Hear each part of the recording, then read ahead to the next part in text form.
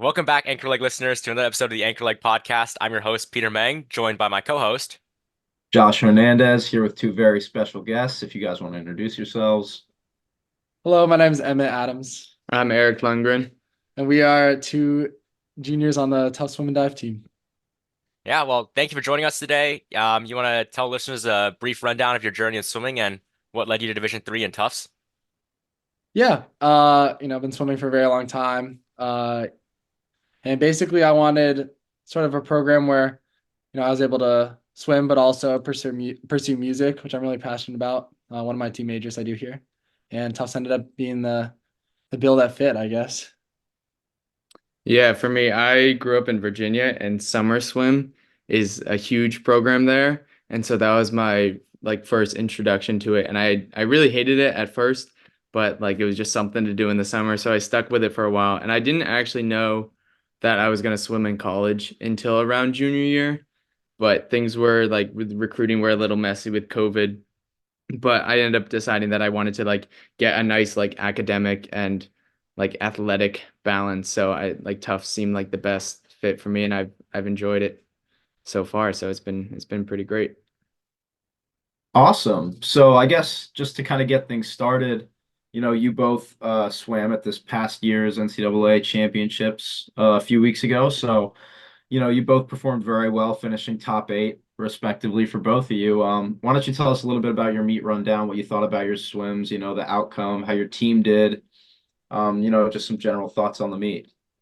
Individually, I got super lucky. I think it was just one of those meets where kind of most things you do just kind of work the right way, especially my 100 breast. I already dropped a second at conferences, and then I ended up lobbing another half second off in my prelim swim. Just all my walls hit, felt pretty good until the flags into the wall. Just looked and saw the time and just, hoped it would be enough to get me into that eighth spot, and I snuck in there, which is super nice. I think NCs it's really tough because a lot of you swim so well at conferences and you just have to go back and do it again, if not better. And so a lot of people add, but I'm a type of person I think you give me a meet, I'll just step there. I'll step up there. I'll race anything. My coach could tell me to do the mile. I'd just do it. To be honest. Yeah, I think for me the meet was it was it was tough. It was definitely a long season of training. I was feeling like I and last year I had the best season of my swimming career, and so just going into this year figuring out how to replicate that, I definitely think I got a little complacent with that preseason training, and I think that definitely hurt me on the double taper. Because my NESCAC meet, I didn't go PBs, but I was still pretty close to PBs from last year. And then NCAA's, I'm still happy with how I did standing, but the times just weren't exactly where I wanted them. But it's definitely reframed my thinking for next year.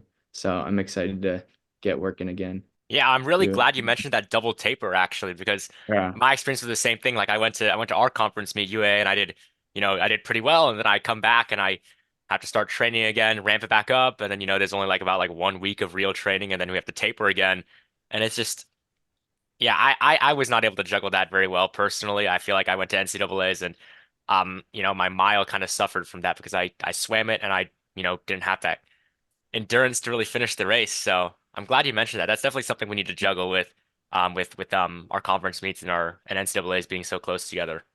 Yeah, I think both with the physical aspect of it as well as the mental aspect. Because last year my NESCACs, my conference meet, was I felt like every race I swam was damn near perfect. All right, that's not true. But I had overall one of the best meets that I've ever had. And so going from a positive experience, sure you have that confidence, but how do you replicate that spark? And this year, my conference meet was it was pretty solid, but reframing my thinking, being okay, I didn't go exactly what I wanted to go. How do I pick it up? And so I feel either end of that, good or bad, the double taper with the mental aspect is another tough aspect to it. Yeah, and I guess for both of you guys on the mental aspect, was there any difference? I know you guys you've both been to NCAA's all 3 years, correct? Yeah. So Yeah. what kind of mentality shift prepared you for the double taper, I guess, these past 2 years as opposed to the first time? Because I think something we hear a lot from people we talk to is that the first time you go to NCAAs, it's like very much a learning experience as opposed to anything else. So what kind of was your plan for, your sophomore and junior season going into NCAAs to kind of hit the double taper as best as possible? Yeah, I've been lucky. I guess what I'll say is like each of my experiences that I've been has been slightly different, which is like nice because like my first year I was a relay only swimmer because I didn't make a B cut. Because I'm like a relay like comp out swimmer. Anyway, and then my second year I like grabbed the B cut in the 100 breast, and then this year I qualified individually. So that was like so each year I've gotten to swim like a little bit more and a little bit more, which is nice, like getting like small pieces of responsibility kind of handed to me throughout years and like new things and new pressure instead of just having to go my freshman year and like swim like a full like 2 3 relays and like 3 individuals. In terms of like the actual taper, I think like a lot of it is just about like as much as like you feel a race is perfect, like no race is perfect. So it's all about just like analyzing like what you can do better. I don't think there's a point of thinking about what you could do worse. And it's just like, oh, like am I hitting my walls? Like are my stroke counts like good? Do I want to change anything? Could my starts be better? Could my turns be better? Could like my mentality be better? Um, like am I experimenting with warm down? Like I didn't use resistance cords at my conference meet, but I ended up doing a little bit of them at NCs, and that was like something new I was like figuring out. Like swimming's such a cool sport because it's all about self-improvement. And if you ever like stop trying to work on yourself, that's like when you start like falling behind. And then taper, I've been lucky. Our coaches, whatever taper they do, just kind of ends up working for me usually. Yeah, I think for me, like in a similar sense to Emmett, like I've kind of seen my NCAA's meet like progress as I've gotten older. Because my freshman year, I just had I got invited in the two back, and so I got to swim like the three events that go along with being invited, but I didn't have, or I was in the 8 free relay, but I didn't have any of like the medleys or the freestyle relays, and so that was nice to have like that like getting eased into the meet. Like I didn't have a full schedule, and especially with the relays like being prelims finals at like NCs and like our conference meet, like it's only finals, so you have like a lighter schedule there. Like my sophomore year where I was swimming like the three individuals and then had those relays prelims finals, that was definitely a lot tougher. And I think like the way I've like been able to prepare is, well, one thing that's nice is like when we train for NCs, like it's a smaller group, and so the training is like a lot more like detail focused, and we're able to like look at the like see like or learn from the things from a full tapered meet. Like we have NESCACs as like a data point. We can look at those swims and be like, okay, if we're like fully tapered again, like how are we gonna, like what are we gonna change from NESCACs? And also the training can be like slightly different since like with our pool, the lane space is always a little tough. We don't have the biggest space, and so when we have a smaller group in there, like we can just do different sets than what we normally do. And I think this year, like our coach was really like throwing some new things at us, and that was exciting. And like I was excited with that training going into the meet, and it didn't go exactly the way I planned, but it was still like it was a still good learning experience, and I'm like glad I got that opportunity.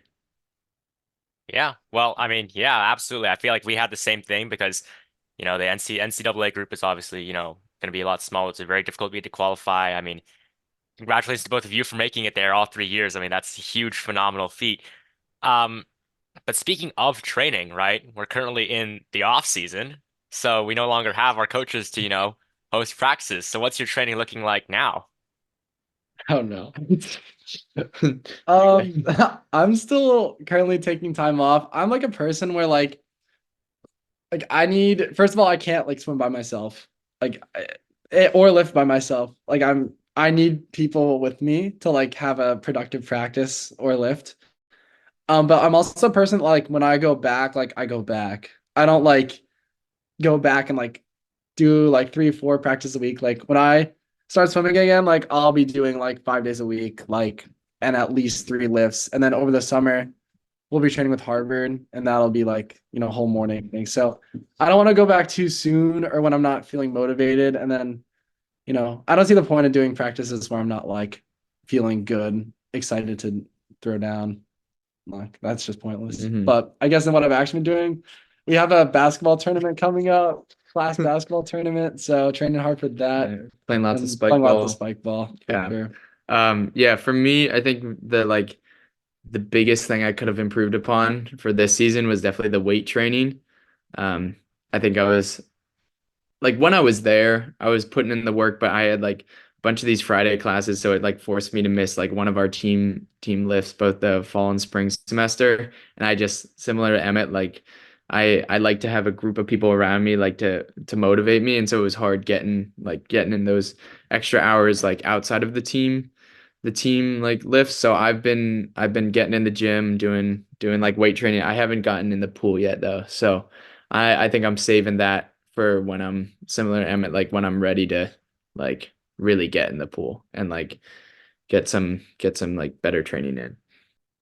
Nah, that makes a lot of sense. I mean, I also find it difficult to like, force myself to go to the pool when I'm alone. Mm. I do have like a lot more motivation to hit the gym when I'm alone. I don't know why. It's like for some reason, like, putting in my music and just like pumping iron just like works out for me. But Mhm. yeah, I totally get it. I'm personally swimming with a club team right now. So I mean, I can like, drive up, it's like not very far, and there's a coach there making me do practice, so it's just a lot easier for me.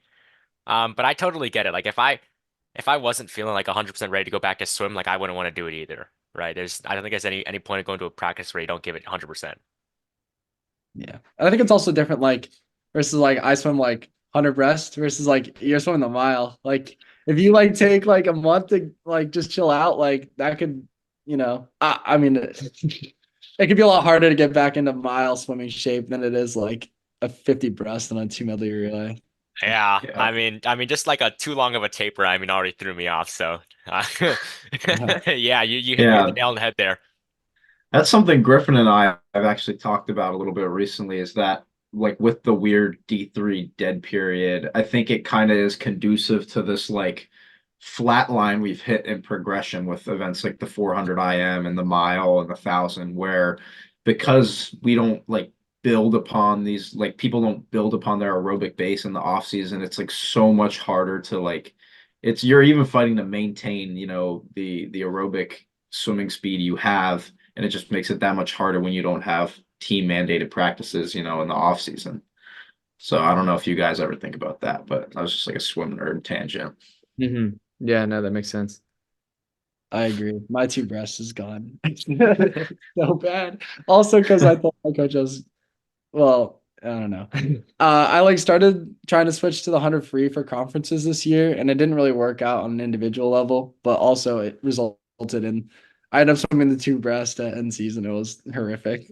So Oh man, yeah. yeah. I think I'm gonna be swimming some more two breasts next season just because we have another miler coming in. God bless his soul. He's gonna be taking my spot in dual meets.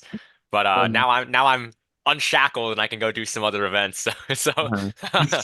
Dude, yeah. oh my God. Good luck. I mean, I don't know, not to scare you. I feel like the 2 breast is the hardest event I've ever swam. But also, I I've I only used swum to the do the mile two once. breast. I used to be a two breaster. Really? Yeah, before I came to college because it's my fourth best event, so had to drop it in favor of something, right?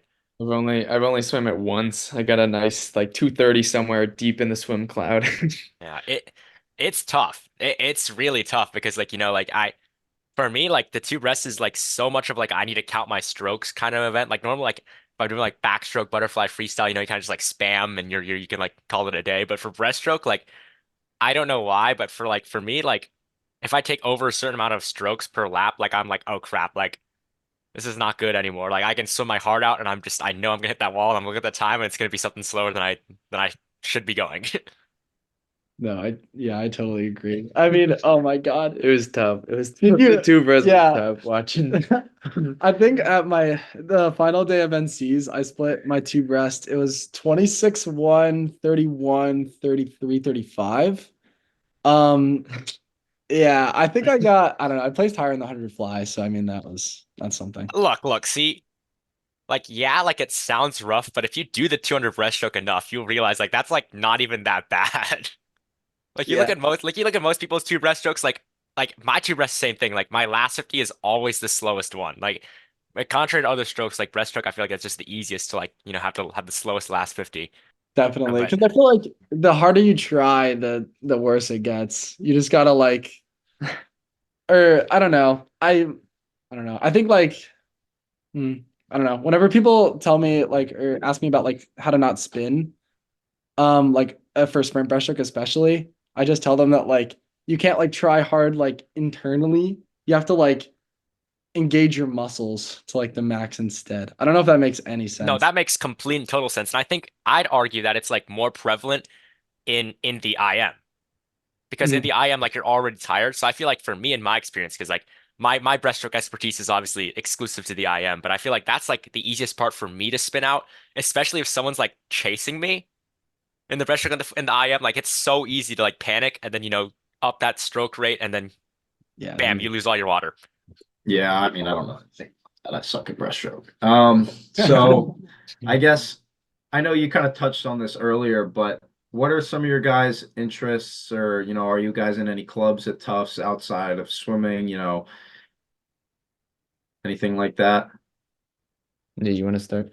Yeah, let's see. I guess so first off, I guess this semester I'm in I guess to start with like general, I'm a clinical psych and music double major. So that's kind of I don't know, that's kind of what I like do in terms of like academics. And then past that, this semester I'm the social chair of the fraternity I'm in. As well, I'm the vice president of the Hidden Opponent, which is a organization we run on campus that focuses on like athlete mental health, which is something really been enjoying doing. Um, oh, I know I do other stuff. I do more. I don't know what you do. There's a list. No, yeah, yeah. I don't know. I'll come back Okay. to you.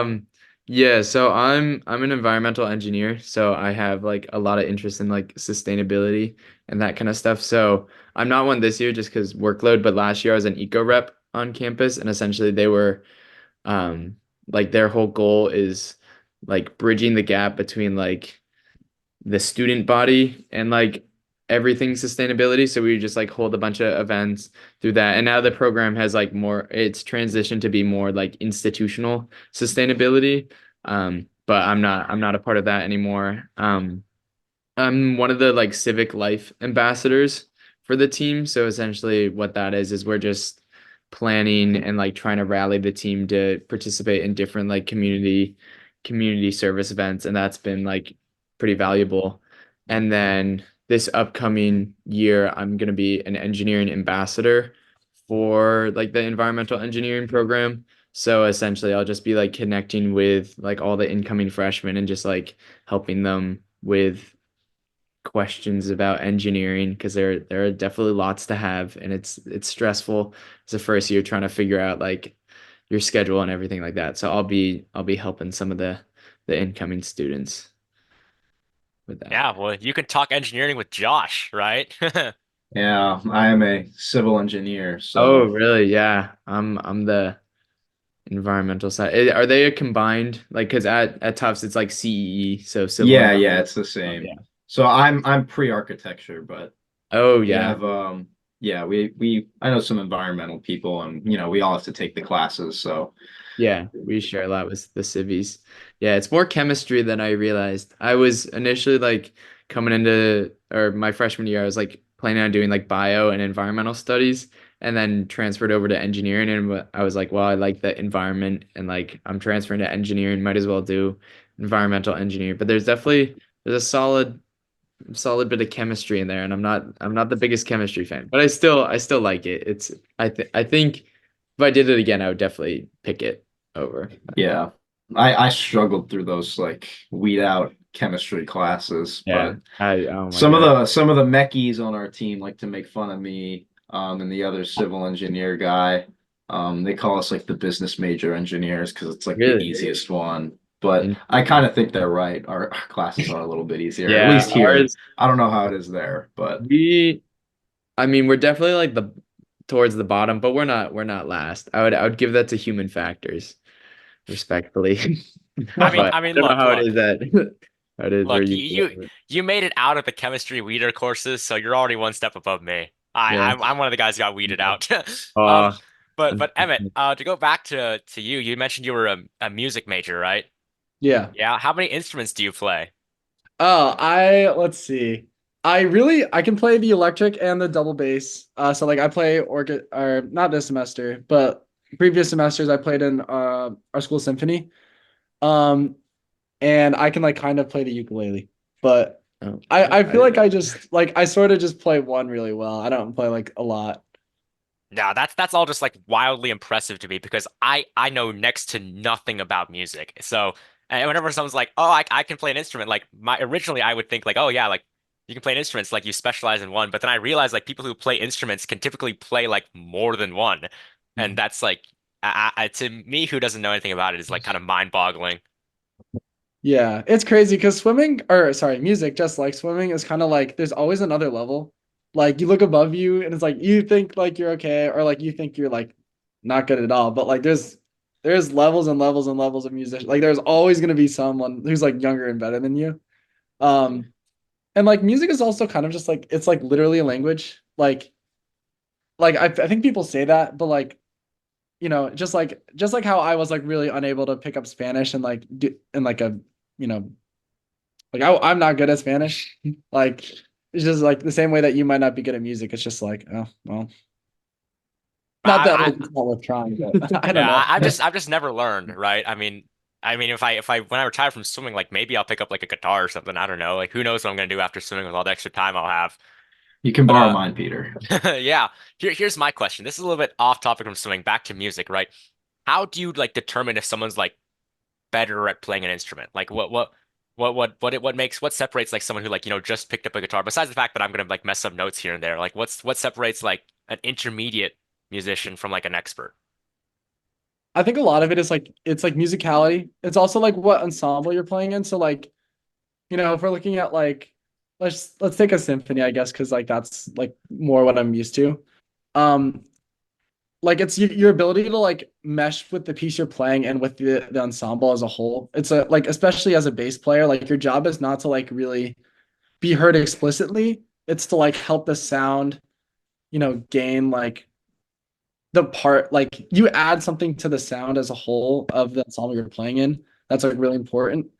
So it's how you add that sound, like how tasteful you are about it. It's like, are you looking at the dynamics in the piece? Do you know like kind of like the stylistic sort of I guess functions of the piece of like that time period? Because like classical and like romantic pieces are like different in certain ways, and it's like one you might want more vibrato, one you might want less, or like other things like that. I mean, like it's not that deep, like in like a lot of ways, but it's really just about like listening. Sorry, like the most important thing is listening to like your ensemble and meshing with them as best as possible. Because like a lot of the times, even if like you're a violin player or like an instrument you would consider more like prominent, it's like often not about you. It's about like the ensemble. So putting that above yourself, I'd say, is what separates experts from Okay, intermediate. so if I'm gonna like dumb it down to like someone like me who doesn't know what I'm doing here. So what if I interpret this correctly, you're kind of saying like even though if I'm playing the notes all correctly, the way I play them is what would differentiate me from like of like good to great. Yeah, and how you play them with other people. Wow, I never thought about that. Wow, good to know. Good to know. Oh, okay. So Emmett, I gotta ask, since you brought it up, what frat are you in? I'm in so ATO, Alpha Tau Omega. We're actually we're not nationally affiliated, so we kind of just okay. Um, yeah, we're not nationally affiliated, but we have fun. That's it, really. No, we do. I don't Very want to nice. look like we do philanthropy. We like to serve our community, but we're not nationally affiliated because like nationally it's like this Christian like frat, which is really interesting. But at Tufts, it's actually all gender. So, um, which is really interesting. And like, that's like, it's an environment I love like a lot because like I've met so many, like I bet as an athlete, I bet you guys can attest to this. It's like sometimes it can feel very like you get into like a silo where like you're only talking to swimmers and like that's kind of like your whole social scene. And like after my freshman year, I was definitely like, I really want to like branch out and meet more people. Like I'm at this amazing place in my life that I won't be in 3 extra years. And like ATO has been a really great way for me to meet people I never would have met and make some new friends.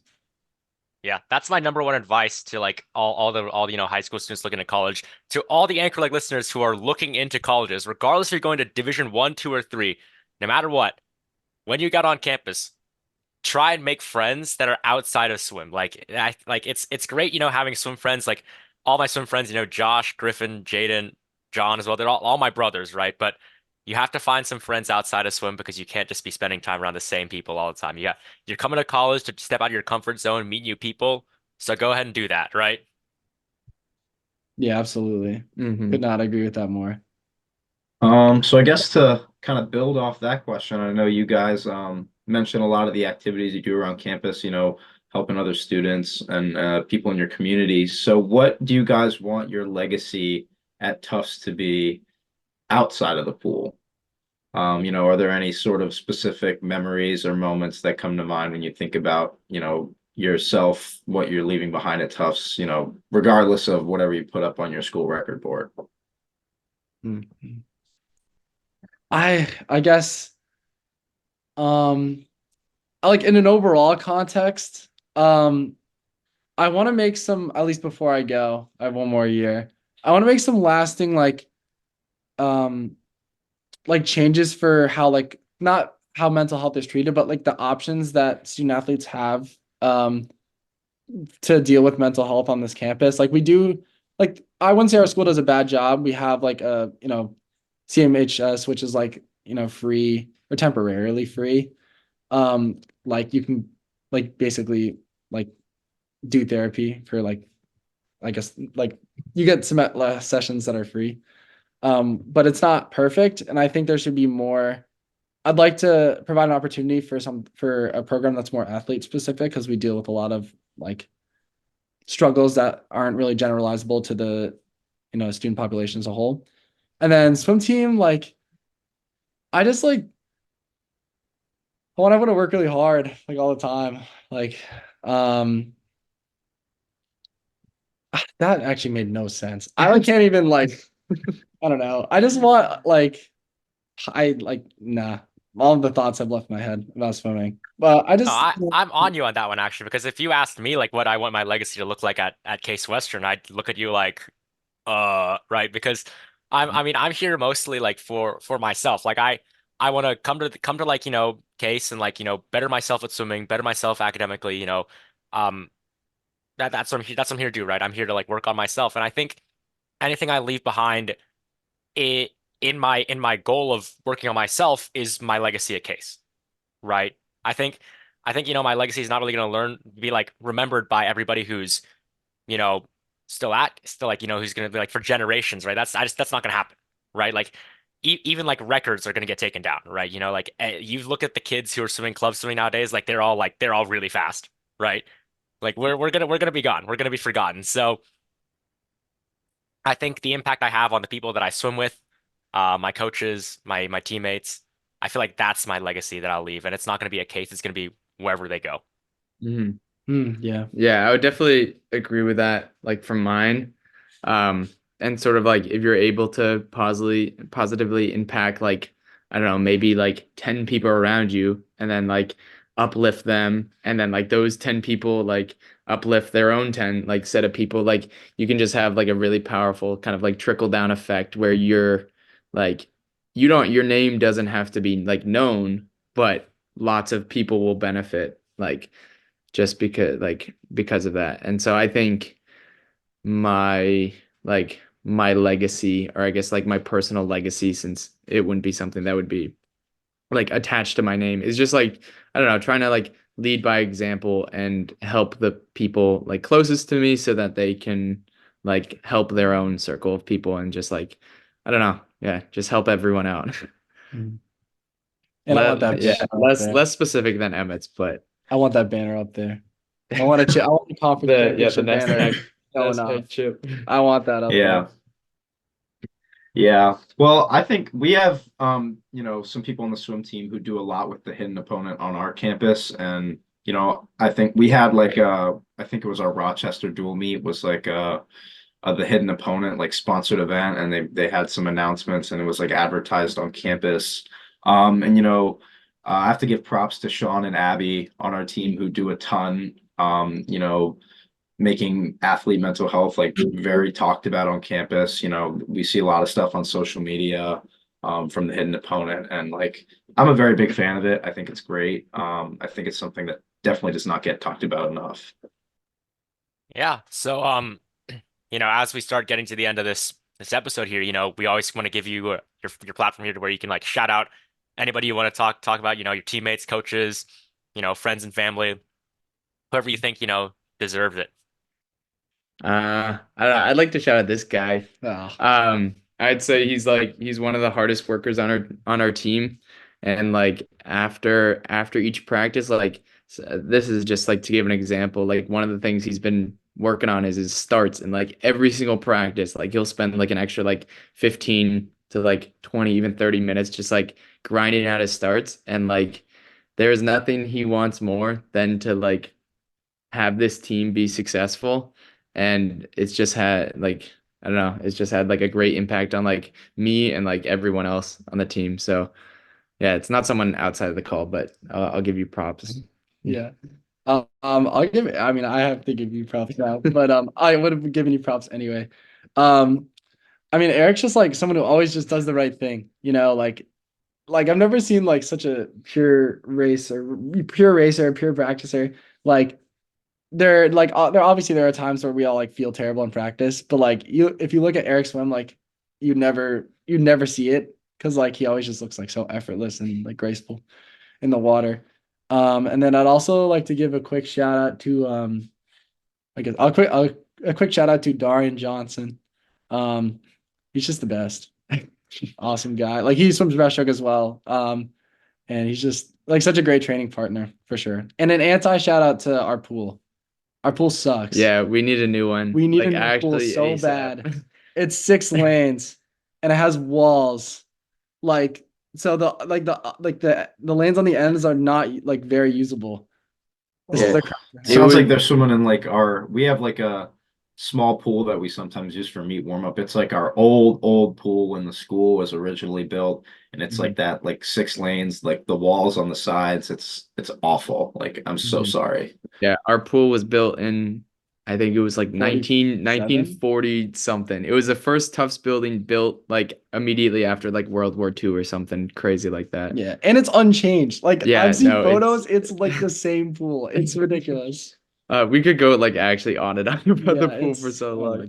God. Yeah. I'd also just like to shout out like our team. I feel like we have such a like great culture with like all the guys.